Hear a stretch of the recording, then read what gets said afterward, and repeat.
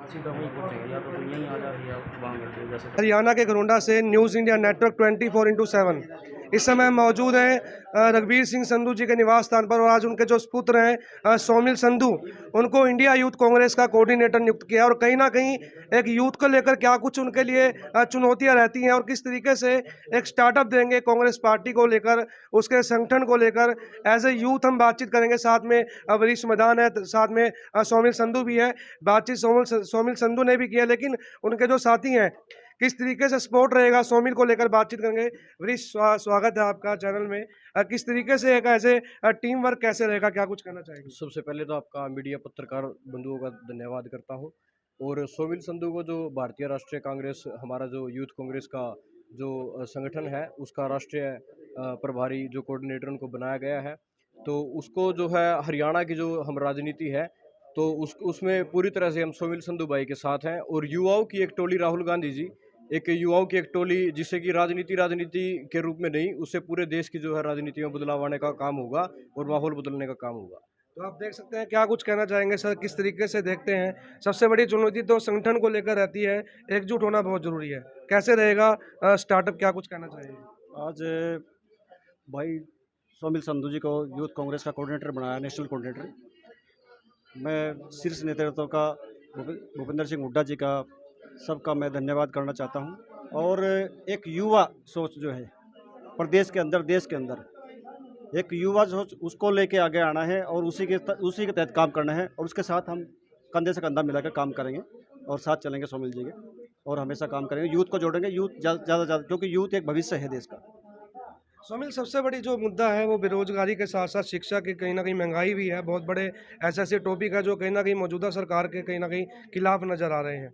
तो इस टॉपिक पे सरकार को जगाने के लिए यूथ क्या कुछ एक्टिविटी करेगा? संगठन बहुत बड़ा है कांग्रेस का, लेकिन बात मजबूतीकरण को लेकर है, कैसे आगे आएंगे? जी बिल्कुल, बेरोज़गारी और महंगाई ये दो ही सबसे मेन मुद्दे हैं। अगर हम इन दोनों चीज़ों को भी आगे लेकर आ पाए, लोगों को बीच जागरूक कर पाए, तो मुझे नहीं लगता कि सरकार हमारी बहुत दूर है 2024 में भी, जो कि देश में भी और हरियाणा में भी। तो मेन बात है कि हमें सभी को, लोगों को जागरूक करना है, क्योंकि आज की डेट में बीजेपी सरकार क्या कर रही है कि धीरे धीरे महंगाई बढ़ रही है। रोज़ 80 पैसे 1 रुपया तेल बढ़ा देते हैं ये लोग, जिससे कि महसूस ना हो। और बेरोज़गारी का आपको पता ही है, हरियाणा में हमारे पूरे देश में नंबर 1 पहुंच चुका है। लगभग 34% युवा हमारा बेरोज़गार है हरियाणा का।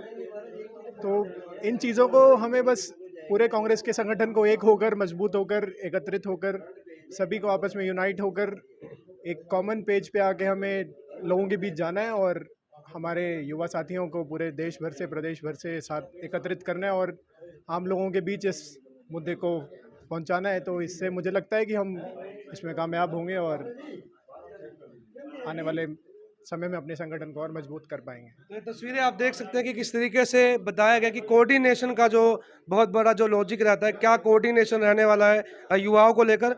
देखिए आज की एक खास रिपोर्ट, किस तरीके से आज एक सौमिल संधू को जो जिम्मेवारी सौंपी गई है, वो एज ए स्टार्टअप कितना इस पर खरे उतरते हैं। आप देख रहे थे घरोंडा से न्यूज़ इंडिया नेटवर्क। देश के अंदर कि कांग्रेस पार्टी उसको किस तरीके से प्लेटफॉर्म पे, अपना सोशल मीडिया पे और समाज के बीच किस तरीके से लेकर जाएगी यूथ पॉलिसी को, तो उससे रिलेटेड मेरा कार्यशैली शुरू होगी। तो मेरी ये पहला रोल है भारतीय युवा कांग्रेस में, जो इसको मैं आगे लेकर जाऊंगा और जितने भी हमारे युवा साथियों के मुद्दे होंगे देश भर से, हरियाणा भर से, उसको अपने टीम के नेतृत्व के आगे रखेंगे और उस पर आगे कैसे काम करना है, इस तरीके से हमारा प्लानिंग होगा और आगे हम पार्टी के लिए काम करेंगे। युवा नेता होने के नाते आप जो युवा वर्ग है उसके लिए क्या चुनौतियां देखते हैं राजनीति में? युवा वर्ग के लिए राजनीति में चुनौती सबसे पहले तो जी बेरोजगारी आ जाता है। बंदे के पास नौकरी नहीं है तो वो नौकरी छोड़ के राजनीति में सेवा करने कैसे जाए। तो बहुत बड़ी कन्फ्यूजन है लोगों के बीच में कि जो सेवा करना चाहता है उसके पास आर्थिक तौर से वो स्टेबल नहीं है, क्योंकि हमारे देश के हालात कुछ इस तरीके के हैं कि महंगाई देख लीजिए आप, कि एक आम वर्ग का आदमी अगर राजनीति करना चाहे सेंटर की या अपने लोकल में, 100 रुपये का पेट्रोल भरवा के वो अपना 2 किलोमीटर गली में भी नहीं जा सकता है। तो पहले तो हमारे देश के आर्थिक और बेरोजगारी ये सब मुद्दे तो जो सोमिल जी, सोर्स ऑफ इनकम पे कैसे काम किया जाएगा? कहीं ना कहीं मेन जो बेसिक जो स्टेप है वो सोर्स ऑफ इनकम को लेकर है। किस तरीके से युवाओं को प्रेरित करेंगे, सोर्स ऑफ इनकम बढ़े, कैसे देखते हैं? बहुत सारे मुद्दे हैं जिसमें एंटरप्रेन्योरशिप, जो हमारे जी युवा साथी हैं जो स्मॉल बिजनेस आइडियाज़ को लेके आगे आएँ, हर बंदा अपने आप को स्टेबल करे और अपना अच्छी एजुकेशन ले। तो कहीं ना कहीं मानते हैं संगठन को लेकर भी चुनौती है बहुत बड़ी आपके लिए कहीं ना कहीं? संगठन को लेके जहाँ बिल्कुल है जी, क्योंकि जहाँ तक हमारा आप सभी को पता है कि कांग्रेस के लास्ट जो प्रीवियस इलेक्शन रहा है कुछ बहुत अच्छा नतीजे नहीं रहे हैं हमारे, पर ठीक है, हमारी अभी भी 2-3 राज्यों में सरकार है और आने वाले, ऐसा हम उम्मीद करते हैं, जो चुनाव होंगे उसमें बेहतर प्रदर्शन करेंगे। फिर से हम कांग्रेस पार्टी भी पूरा रिस्ट्रक्चर कर रही है, नेशनल लेवल पे भी और स्टेट लेवल पे भी। तो हमें उम्मीद है कि आने वाले समय में ढंग से अच्छा विचार विमर्श करके एक मजबूत नेतृत्व प्रदेश में भी दिया जाएगा और सेंटर में भी हमारे एक अच्छी टीम बनाई जाएगी फिर से। आम आदमी पार्टी को किस तरह से अपनी चुनौती मानते हैं? लगातार उसका ग्राफ बढ़ता जा रहा है। जी, कांग्रेस के मुकाबले में आप देखेंगे तो आम आदमी पार्टी केवल 2 राज्यों में सीमित है इस तरह की अब तक, और कांग्रेस का संगठन आप देखेंगे तो पूरे देश में हर आप राज्य में देखेंगे तो मौजूद है। कांग्रेस के लगभग पूरे देश में आप देखिएगा लगभग 700 विधायक हैं हमारे, और आम आदमी पार्टी के आप देखिए तो 150 के करीब हैं। तो अभी ऐसा नहीं है कि हम उनसे बहुत, मतलब हमसे वो करीब नहीं है आम आदमी पार्टी। तो हुड्डा जी को और ऑल इंडिया यूथ कांग्रेस के अध्यक्ष श्रीनिवासन वीएन जी को और हमारे जो ऑल इंडिया यूथ इसके चेयरमैन हैं उन सभी को, और हमारे सेक्रेटरी हैं युवा साथी भाई प्रदीप नरवाल जी को, सबको धन्यवाद देता हूं कि उन्होंने सोमिल संधू की सोच, एक राजनीतिक सोच को पहचाना। और इसमें मैं बिल्कुल निसंकोच कहना चाहूँगा कि इनकी इस नियुक्ति में मेरा कोई हाथ नहीं है।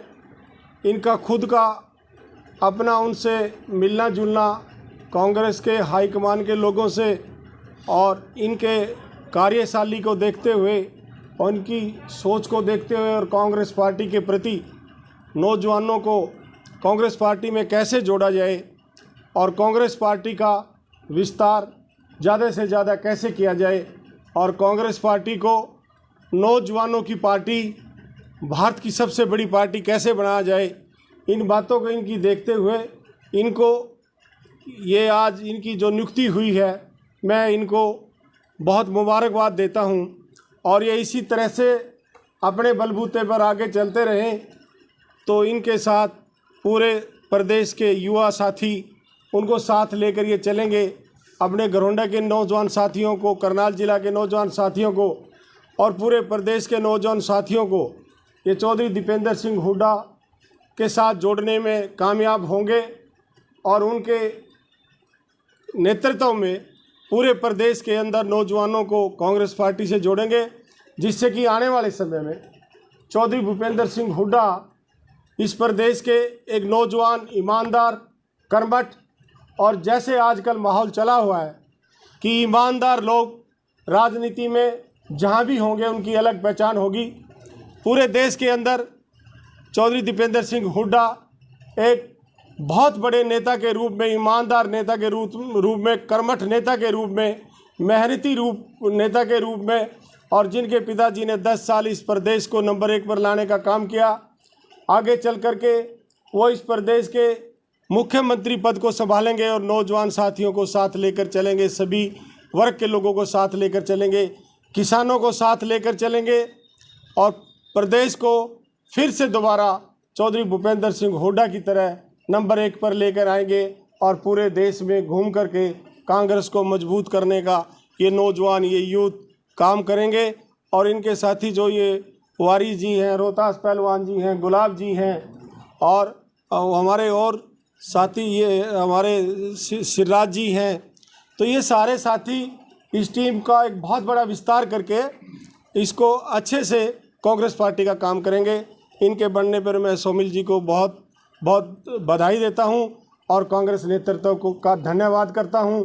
और हम सब राजेंद्र राजपाल जी हैं, बड़े भाई हमारे पूर्व अध्यक्ष कांग्रेस के रहे, पवन गुप्ता जी मंडी के प्रधान रहे, हम सब के देख रेख में ये लड़के, ये नौजवान साथी काम करेंगे और हम इनके साथ, इनके नेतृत्व में इनकी मदद करते रहेंगे और इनको एक अच्छा रास्ता दिखाने का जो काम करेंगे, इसमें हम सब का योगदान इन सब के साथ होगा। धन्यवाद।